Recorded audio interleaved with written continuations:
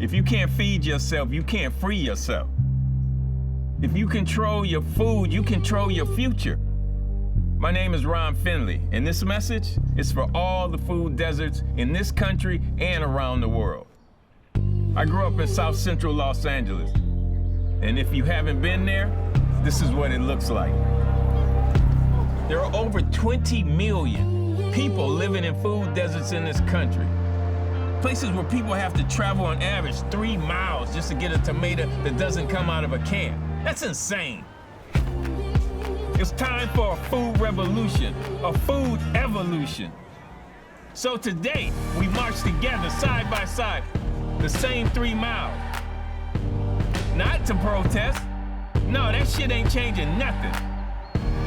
We walk together to show our people walking miles for food come to an end right now.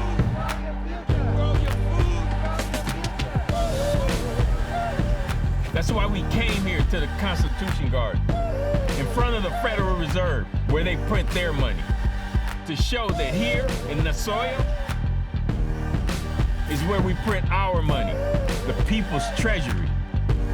We must realize that growing your own food is just like printing your own money.